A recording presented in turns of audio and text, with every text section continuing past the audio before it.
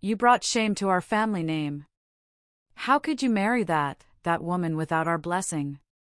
The words exploded through the marble-floored Seoul mansion as Mrs. Park Soo-jin stood in the grand foyer, her perfectly manicured finger pointing accusingly at her son.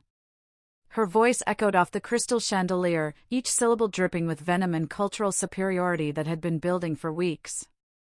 26-year-old Park Min-ho, Korea's most beloved K-drama actor with over 30 million Instagram followers, stood protectively in front of his wife Adunni Okafor-Park. The Nigerian woman's elegant frame was draped in a traditional Korean hanbok that she'd worn hoping to show respect to his family, but now felt like armor against their brutal words. "Yalma, please lower your voice. You're being disrespectful to my wife," Min-ho said in Korean, his jaw clenched with barely controlled anger. Wife? His father, Chairman Park Dong-wook, emerged from his study wearing a tailored suit even at home, his face stone-cold. "That marriage certificate is meaningless. We will have it annulled immediately." Adunni understood enough Korean to catch the hostile tone, even if the words were foreign. Her hands trembled slightly as she clutched her handbag, but her chin remained high with Nigerian pride that wouldn't be broken by anyone's disapproval. "Appa, I am 26 years old. I can marry whoever I choose." Min-ho switched to English so Adunni could understand. "Adunni is my wife, and she deserves your respect." Mrs. Park laughed bitterly. "Respect? For someone who trapped our son with her exotic beauty and foreign manipulations? Do you know what the media is saying about our family?" "The media doesn't run our lives," Min-ho replied firmly. "Your career is finished." Chairman Park slammed his hand on the antique wooden table. "Do you think Korean audiences will accept their beloved star married to someone who doesn't understand our culture, our values, our way of life?" Adunni had heard enough. She stepped forward, her voice clear and strong despite the hostility surrounding her. "Mr. and Mrs. Park, I understand you have concerns about your son's choice. But I love Min-ho, and he loves me.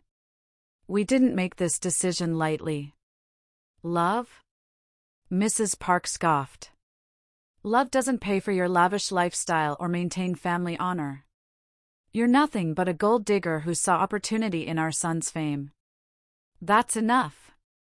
Min-ho's voice thundered through the mansion. "Adunni has her own successful career as an international business consultant. She doesn't need my money." The room fell silent except for the ticking of an expensive grandfather clock. Chairman Park studied Adunni with calculating eyes, as if seeing her for the first time as more than just an obstacle to his family's reputation. "Prove it," he said finally. "Excuse me?" Adunni asked. "If you truly love our son and aren't here for his wealth, prove your commitment to our family. Show us you can handle the pressure of being married to Korea's biggest star." Hit the subscribe button now and tell me where you are watching from. Only people who understand real family drama will appreciate what happens next. Min-ho started to protest, but Adunni placed a gentle hand on his arm. "What would you have me do?" Chairman Park's smile was cold. "Our company, Park Entertainment, is expanding into African markets. If you're as successful as you claim, help us establish profitable partnerships in Nigeria. You have 6 months to generate 50 million won in new business." "That's impossible," Mrs. Park interjected. "She doesn't have those connections." 50 million won, Adunni repeated, calculating the amount. "About $40,000. If you succeed," Chairman Park continued, "we'll publicly acknowledge your marriage and welcome you into our family. If you fail, you'll sign divorce papers and disappear from our son's life forever." The challenge hung in the air like a sword. Min-ho looked horrified at his father's ultimatum, but Adunni's mind was already working through possibilities. "I accept," she said firmly. "Adunni, no," Min-ho grabbed her hand. "You don't have to prove anything to them." "Yes, I do," she replied, looking directly at his parents. "Not just to them, but to myself. I want to earn my place in this family." 3 weeks later, Adunni sat in a small Seoul cafe with her laptop, making international calls and sending emails to contacts across Nigeria's entertainment industry. The Park family had given her a cramped office in their company building's basement, clearly expecting her to fail. Minho had been forced to continue his filming schedule for his new drama, but he called her every day between takes. "How did the meeting with the Lagos production company go?" he asked during one afternoon call. "They're interested in co-producing a Korean-Nigerian film," Adunni replied, exhaustion clear in her voice. "But they want to meet with Park Entertainment executives to discuss terms." "That's amazing. You're making real progress." "Your mother doesn't think so. She told the executives not to take meetings with random African contacts I bring them." Minho's silence spoke volumes. His family was actively sabotaging Adunni's efforts. That evening, Adunni received a call that would change everything. "Ms. Okafor-Park? This is James Obiora from Nollywood Global Productions. We've been following your husband's career and are very interested in working with Park Entertainment." Adunni's heart raced. Nollywood Global was one of Nigeria's largest entertainment companies. "I'd be happy to arrange a meeting.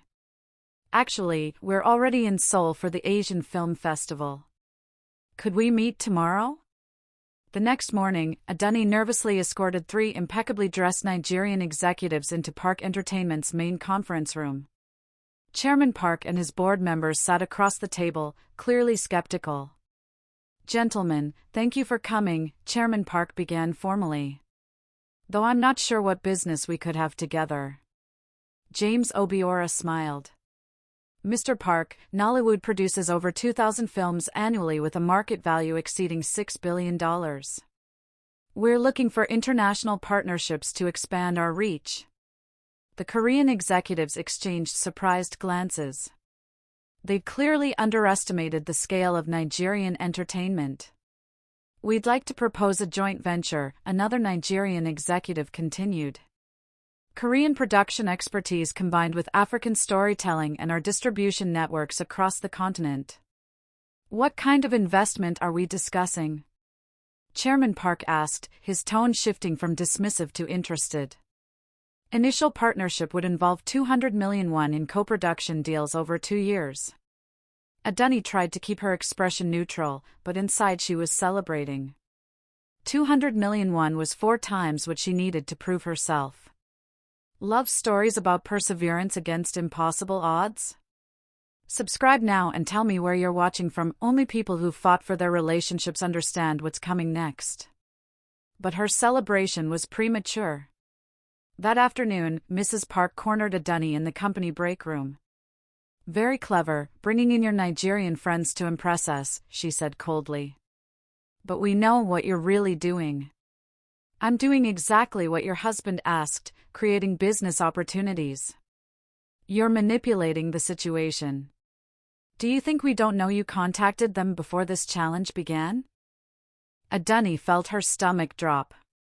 "That's not true." "We had you investigated," Mrs. Park smiled maliciously.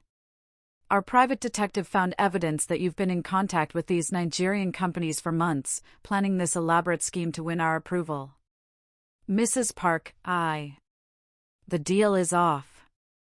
You failed to prove your worth legitimately." That evening, Adunni sat in her and Minho's apartment, staring at fabricated documents that Mrs. Park's investigator had created.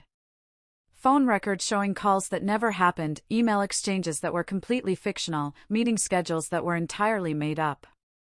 When Minho came home from filming, he found her crying at their kitchen table. "They set me up," she whispered, showing him the false evidence. "Your mother hired someone to create fake documentation proving I was planning this business deal before your father's challenge." Minho examined the papers, his face growing darker with each page. "These are completely fabricated. But they look real. Your parents will use these to claim I cheated, that I was manipulating the situation from the beginning. We'll fight this. We'll prove these documents are fake." "How?" "Your family has unlimited resources and connections. I'm just one woman trying to prove I belong in a world that doesn't want me. The next morning brought the final confrontation.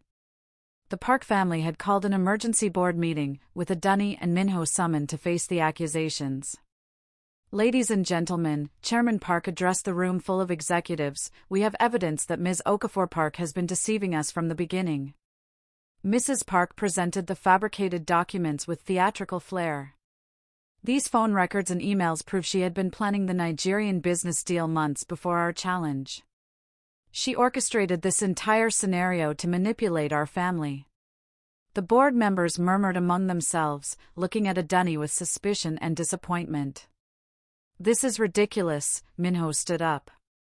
Those documents are obviously fake. Are they? Chairman Park asked. Can you prove they're fabricated? Adunni felt the walls closing in. She had no way to prove the documents were false, no resources to fight the Park family's wealth and influence. But then her phone rang. Excuse me, she said, stepping away to answer. It was James Obiora from Nollywood Global. Adunni, I hope you don't mind me calling. We're actually expanding our Seoul office and looking for a Korean business development director. Would you be interested in the position? An idea struck her like lightning. Mr. Obiora, could you do me a favor? Could you send me our complete communication history from your company's email servers? Of course. Is everything all right?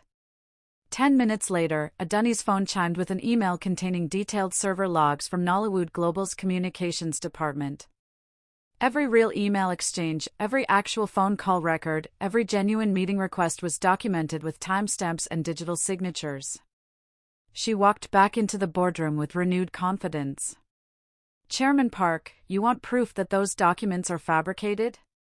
Here's the actual communication history from Nollywood Global's servers. She connected her phone to the room's presentation screen, displaying the authentic records alongside the fake ones her mother-in-law had created. As you can see, the fake documents show phone calls and emails that happened on dates when I was actually in filming locations with Minho.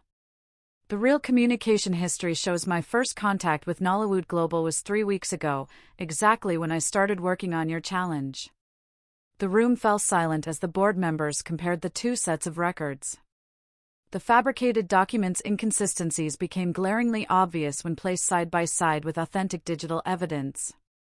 Furthermore, Adunni continued, pulling up another screen, Nollywood Global's IT department can verify that these server logs are tamper-proof and legally admissible as evidence of our actual business relationship. Chairman Park's face grew pale as he realized the scope of his wife's deception. Not only had she tried to frame Adunni, but she had done so in front of the company's entire board of directors. Mrs. Park, one of the board members said slowly, did you create these false documents? Mrs. Park looked around the room, realizing she'd been caught in her own trap. I was protecting our family.